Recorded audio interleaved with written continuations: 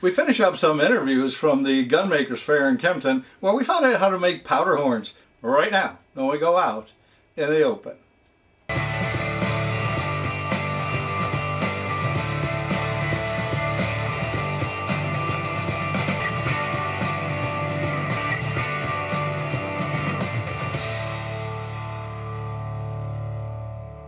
Out in the Open is brought to you by statewide abstract and national abstract companies. For 35 years, the Pocono choice when you need a real estate title research company. By Buck Hill Firearms, the Northeast's #1 online retailer of firearms. By Marie Soap, a scent even deer-like. The Jug Handle Inn, great food and games in Cinnaminson. By Davy the Parakeet, available at Amazon Books. By the Carve Firearms Group, the #1 choice of personal carry, and the Tommy Gun Warehouse in Greeley, where you will find the largest retail showroom in the Northeast for all kinds of new and used firearms.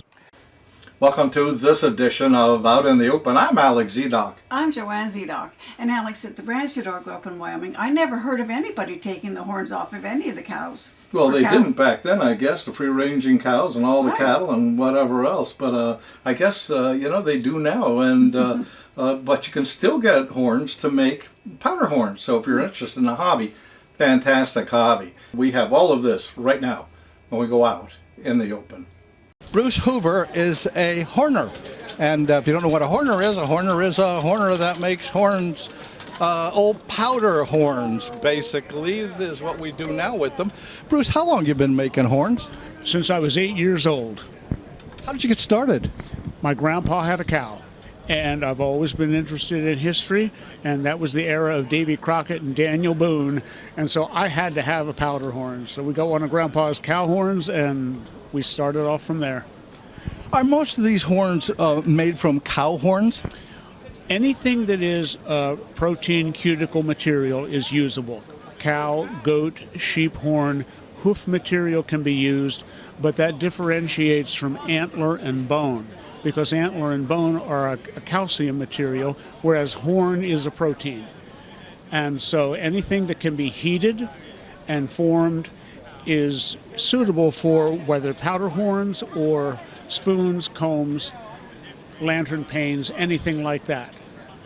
You know, that's a good point you made. I'm sorry, that's a good point you made. Joanne shoots a deer, and somebody says, well, how many horns did it have? Or how big were the horns? And people don't know. It didn't, right, she didn't have horns, it had antlers, And then you've got to explain that, and that's a good explanation of exactly what you did. So you started out with... Go back a little bit, because that brings us to this point that you were mentioning. This is what grows out of the cow's skull. This is the horn base, and like your fingernail, the horn material grows on top of it. And so this is attached by a membrane. Once this is removed from the cow, it will never grow another one, unlike a deer. They grow in layers, and as the cow ages... Wait. If we take this off of a cow, right, we cut this whole thing off of a cow, yes. It won't grow back. No, sir. And the cow can bleed to death depending upon what time of year. Anymore, cows aren't allowed to grow their horns. They're burned out as a calf to protect the rest of the animals. So we don't have the same horn material that we once did. And as the cow ages, you can see how the horn layers form inside the actual horn itself. So I can see that right up here. It's like the rings on a tree. Exactly. Just like the rings on a tree, and the horn can be peeled off in layers and worked very easily that way. But this goes to show how it grows. How do you separate the inside from the outside? Boiling. Boiling it in hot water will remove it. It's the same as glue. The hide glue and the material that holds the skull to the horn itself is just a glue material. It's heated in water, it melts, and that core will slide right out. And so then you have a workable piece of horn versus the scrap that was left over. Now, after you boil it, does this get soft or does it stay hard like this? And this looks like it's got a rough surface on the outside. That's the natural growth scale that's on there. In order to turn it into a beautiful piece of polished work, that must be removed by scraping, sanding, filing, polishing, and it goes from something that coarse into something on the order of this. Wait. This is round and that's flat. How'd you get that flat? Well, Is that a flat horn? Does that come from a flat cow? No. This has to be heated in oil, boiled in oil, and then it's pressed. It can be boiled in water. Water does the same thing. It softens it. However, there's a 120-degree difference between hot lard and hot water. Horn has a memory. It always wants to go back to its original round shape, but once it's been put in the hot oil, it loses that memory and it will hold the shape permanently. And you stick a piece of wood. We don't have one here, but you stick a piece of wood inside there, right? A pattern? Yes, and then it's pressed in a very big book press, and it's flattened out in about 20 seconds. It has taken a permanent shape. You pull it out, remove the form, and then you have a workable horn piece. And this is what we would call a flat horn.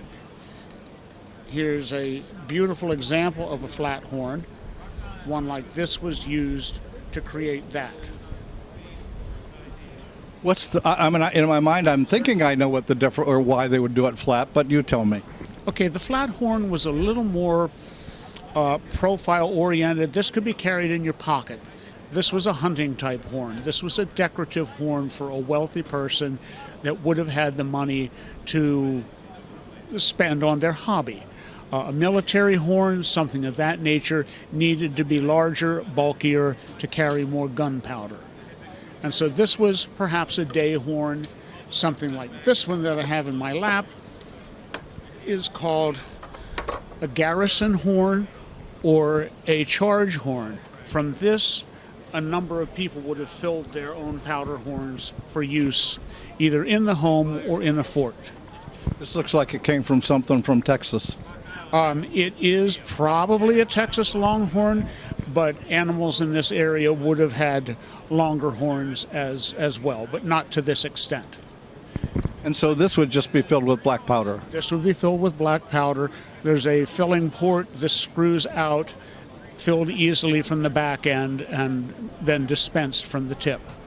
How different is the inscribing of this or working this horn as the people who do, and you can't get ivory, of course, anymore, but scrimshaw and things like that? Excellent question. Horn is that cuticle material, the protein. Scrimshaw is a tooth, a dental material. It's calcium. So when you're scrimshawing ivory or bone, you actually have to scratch the surface. When you're working horn to decorate it, you're cutting through the surface with an X-Acto knife or some other type of knife. So you might use some of the same kind of tools you might use if you're doing wood. Exactly. In fact, the same tools that are turning on a lathe can be used for turning horn. In fact, we were doing that earlier. And I see up front there you do have a similar kind of a lathe kind of a thing, and that's basically, I guess, mostly you're turning just part of it or all of it? You're turning the actual horn, depending on what part of the horn is being attached to the lathe, you're working on that area. For example, this horn was turned in both directions.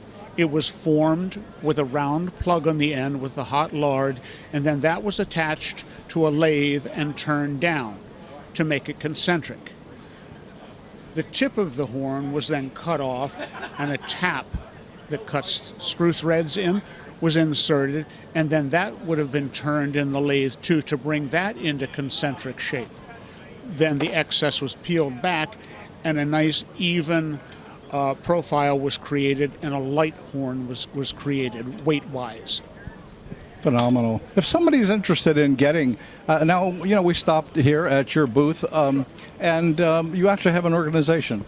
We do. The Honorable Company of Horners is now in its 30th year, and it began in 1996 with a bunch of men interested in recreating the horns of the past and researching horn items. So we're not just powder horns.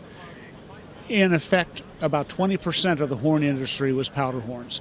The rest was combs, buttons, lantern panes, any type of flatware. If you're familiar with the horn book that the colonial children studied, there was a thin sheet of horn that covered the letter page that they studied from. So there was much more usage of horn in that time than there is today. It was the plastic of the era.